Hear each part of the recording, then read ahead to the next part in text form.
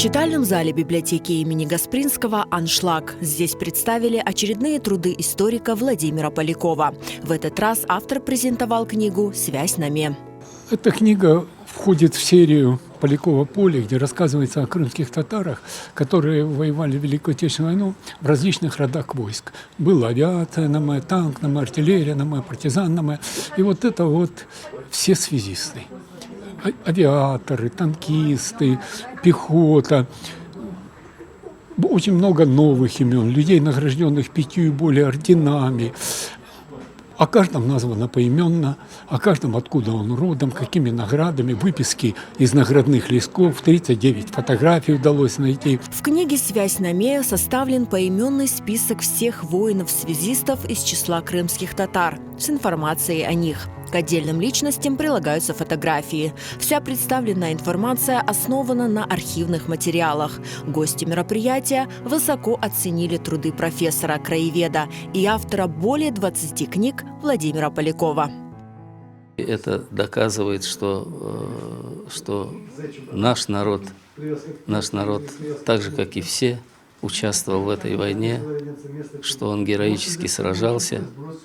И это в конце концов приведет к тому, что те люди, которые о нас говорили плохо, они поменяют свое мнение и узнают правду о нашем народе.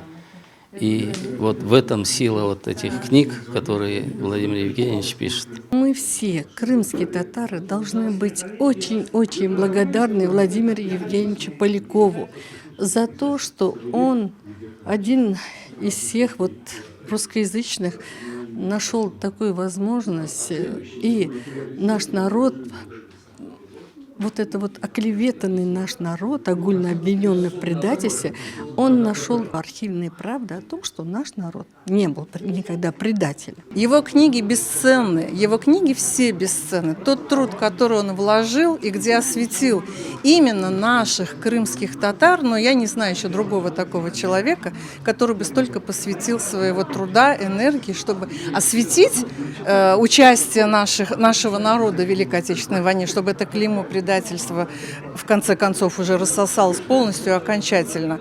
Но это просто тяжелый труд. Книга «Связь на ме» издана в 300 экземплярах. Приобрести ее можно у автора в книжном магазине «Терджиман» и в Крымском инженерно-педагогическом университете. Владимир Поляков продолжает трудиться над новыми книгами, пропитанными любовью к Крыму. Буквально вот сегодня закончил последний рассказ «Душа Крыма», где будет рассказано дух Салгира, дух колодца, духи гор. И вот вчера закончил дух леса. Это взгляд человека, влюбленного в Крым, но чуть-чуть на уровне фэнтези, потому что я там встречаюсь с духами.